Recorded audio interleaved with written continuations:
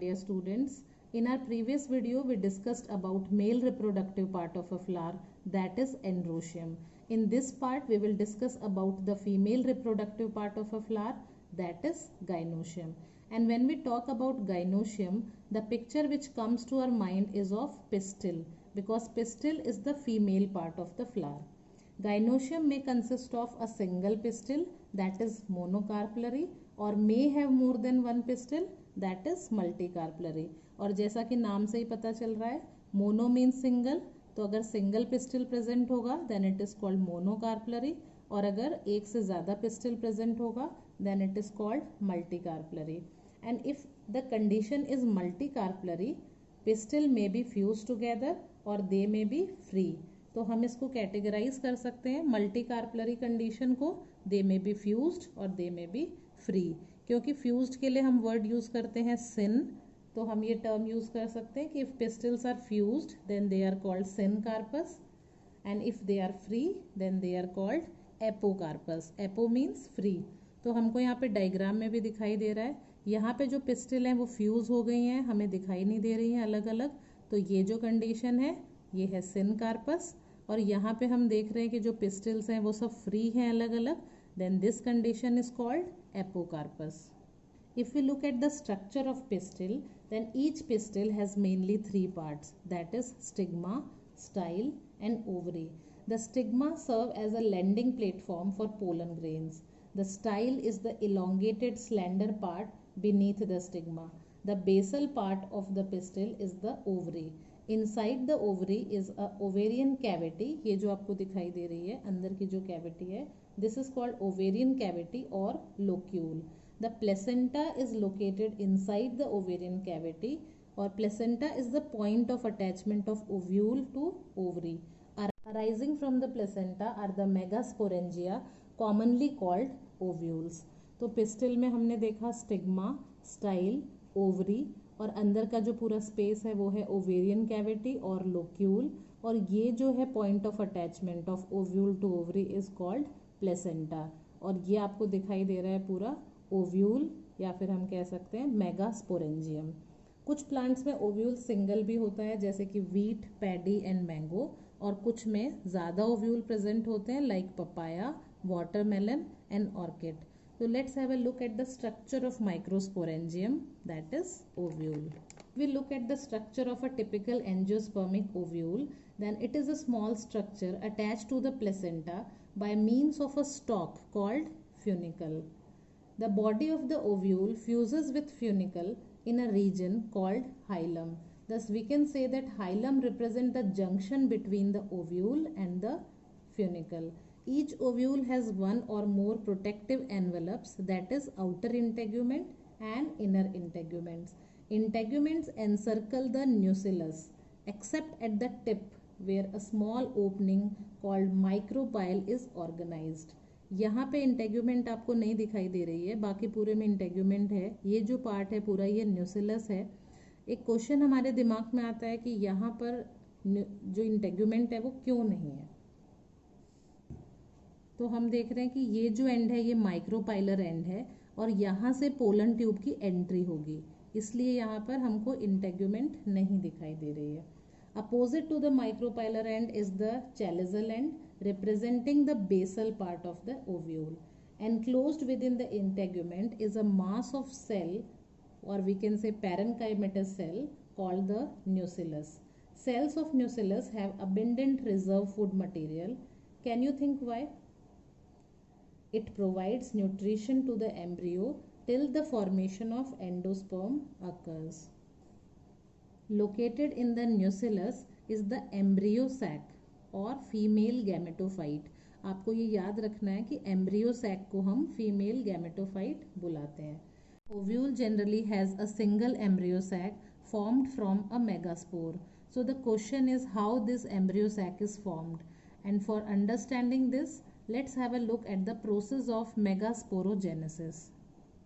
As we know that genesis means formation, so it is the process of formation of megaspore from megaspore mother cell, and this process is megasporogenesis.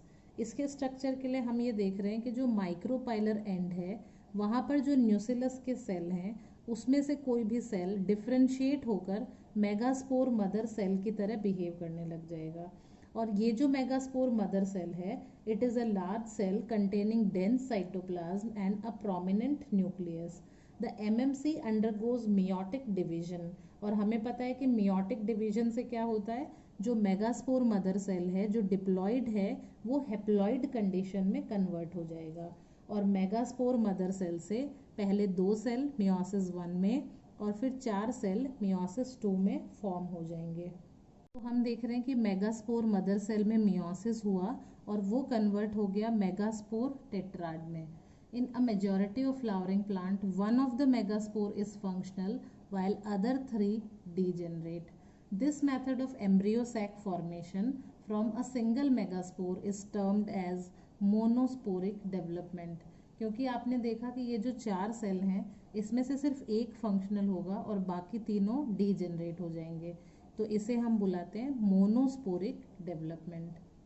The nucleus of the functional megaspore divides mitotically to form 2 nuclei which move to opposite poles, forming the 2-nucleate embryo sac.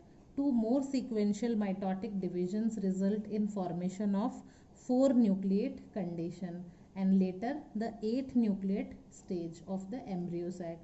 These mitotic divisions are strictly free nuclear, that is, nuclear divisions are not followed immediately by cell wall formation. After the 8-nucleate stage, cell wall are laid down, leading to organization of a typical female gametophyte or embryo sac. तो आप देख रहे हैं कि जो हमारा एक functional megaspore बचा था उसमें 3 माइटोटिक डिवीजन हुए। पहले माइटोटिक डिवीजन से 2 सेल बने, दूसरे माइटोटिक डिवीजन से 4 सेल बने और तीसरे माइटोटिक डिवीजन से 8 सेल बने। लेकिन हम देख रहे हैं कि सिर्फ न्यूक्लियस डिवाइड हो रहा है पर सेल वॉल फॉर्मेशन इसमें नहीं हुआ है। 8 nuclei are surrounded by cell wall and organised into cell. तो आपको दिख रहा है कि 3 सेल यहाँ पर अरेंज्ड हो गए हैं और 3 सेल यहाँ पर अरेंज्ड हो गए हैं। तो 6 जो सेल हैं वो तो अपने आप को ऐसा अरेंज कर लेते हैं। And the remaining 2 nuclei called polar nuclei are situated below the egg apparatus in the large central cell. There is a characteristic distribution of the cell within the embryo sac. 3 cells are grouped together at the micropylar end and forms the egg apparatus. The egg apparatus in turn consists of 2 synergids and 1 egg cell. The synergids have a special cellular thickenings called filiform apparatus which is present at the micropylar end, which plays an important role in guiding the pollen tube into the synergids. Means जब यहाँ से pollen tube enter होती है micropylar and से तो filiform apparatus उसको guide करते हैं। 3 cells are at the chalizal end and these are called antipodals. The large central cell has 2 polar nuclei. Thus a typical angiospermic embryo sac at maturity has 8 nucleate and 7 celled stage. तो हम ऐसा क्यों बोल रहे हैं कि 8 nucleoid and 7 sailed, क्योंकि अगर हम काउंट करें सेल्स को तो यहाँ पर 3 सेल्स हैं, यहाँ पर 3 सेल्स हैं 6 प्लस एक हमारे पास ये लार्ज सेल है, तो टोटल हमारे पास हो गए 7 सेल्ड। लेकिन अगर हम न्यूक्लियस को काउंट करें तो हमारे पास 3 + 3 6 यहाँ पर है प्लस 2 ये, तो हमारे पास टोटल 8 न्यूक्लिएट कंडीशन है ये। तो हम कह सकते हैं कि एक टिपिकल एंजियोस्पर्मिक एम्ब्रियो सैक में 8 न्यूक्लियस और 7 सेल्ड स्टेज होती है। अब हम कुछ नीट के क्वेश्चंस डिस्कस करेंगे जो कि इस टॉपिक से रिलेटेड है। The first question is what is the function of filiform apparatus in an angiospermic embryo sac. और हमें पता है कि फिलीफॉर्म अपैरेटस पोलन ट्यूब को गाइड करता है। यहाँ पे ऑप्शंस हैं bring about opening of the pollen tube, guides the pollen tube into the synergids, prevent entry of more than 1 pollen tube and none of these. तो हमें पता है कि वो गाइड करता है, so this one is correct, guides the pollen tube into a synergids. Next question is a typical angiosperms ovule is attached to the placenta by means of a stalk called X. Body of the ovule fuses with X in the region called Y. और हमको identify करना है यहाँ पर कि x क्या है और वाई क्या है। हमें पता है कि जो अटैचमेंट वाली साइट है उसे हम बुलाते हैं फ्यूनिकल, और जहाँ पर बॉडी ऑफ ओव्यूल फ्यूज होता है फ्यूनिकल के साथ उसे हम बुलाते हैं हाइलम। तो अगर हम इन सारे ऑप्शंस को ध्यान से देखें तो जो करेक्ट हमें दिखाई दे रहा है एक्स और वाई वो है फ्यूनिकल और hilum. So this one is correct. Next question is which of the following statements is not correct? First is pollen grains are released from anther at 2 cell stage. तो आपने देखा था कि angiosperm में ज़्यादातर जो प्लांट्स होते हैं उनमें पोलन ग्रेन्स 2 cell स्टेज पे ही रिलीज होते हैं. सेकेंड है sporogenous cell directly behaves as a megaspore mother cell. तो हमें ये भी पता है कि sporogenous cell megaspore mother cell की तरह बिहेव करते हैं, उनमें मियोसिस होता है और फिर पोलन ग्रेन्स का फॉर्मेशन होता है. थर्ड है megaspore divides twice to form an 8 nucleate embryo sac. तो आपने ऐसा देखा आज के टॉपिक में कि मेगास्पोर 3 बार डिवाइड होता है तब उसमें 8 न्यूक्लिएट सैक एम्ब्रियो सैक बनता है, जबकि यहाँ पे लिखा हुआ है it divides twice. It means it is not correct. Fourth है egg and synergids always lie near the micropylar end. तो ये बिल्कुल करेक्ट है, माइक्रोपाइलर एंड पे ये दोनों प्रेजेंट होते हैं. It means this one is not correct means correct. Next question is select the correct statement regarding the structure of a mature embryo sac. First one is egg apparatus is situated towards the chalazal end. जबकि आपको पता है कि जो egg apparatus है वो micropylar and पे present होता है. नेक्स्ट है antipodal cell are situated towards the micropylar end. जबकि आपको पता है कि एंटीपोडल सेल चैलिजल एंड पे प्रेजेंट होते हैं. नेक्स्ट है a typical angiospermic embryo sac is 7 celled and 8 nucleate at maturity. तो ये बिल्कुल करेक्ट है और आपको इनमें से आइडेंटिफाई करना है. तो हम देख रहे हैं कि ऑप्शन 1, ऑप्शन 2, ऑप्शन 3 और तीनों के तीनों. तो हमारा थर्ड जो है वो करेक्ट है और ये दोनों इनकरेक्ट है. The last question is match the column 1 with column 2. और यहाँ पे आपको ऑप्शन सारे दिखाई दे रहे हैं. फर्स्ट है फ्यूनिकल. तो इनमें से हम ऐसा देखते हैं कि जो फ्यूनिकल है वो स्टॉक ऑफ द ओव्यूल है, मीन्स ये इसके साथ करेक्ट मैच है. सेकेंड है हाइलम. और हमें पता है कि hilum is a region where body of ovule fuses with funicle, means ये करेक्ट मैच है. फिर हम देख रहे हैं इंटेग्यूमेंट्स. इंटेग्यूमेंट जो है वो 1 और 2 प्रोटेक्टिव लेयर्स हैं ओव्यूल की, तो ये इसके साथ करेक्ट जा रहा है. चैलिजल एंड हम देखते हैं कि वो बेसल पार्ट है ओव्यूल का, सो this one is correct. And न्यूसिलस जो है वो मास ऑफ पैरेन्काइमेटस सेल है, तो ये भी इसके साथ करेक्ट है.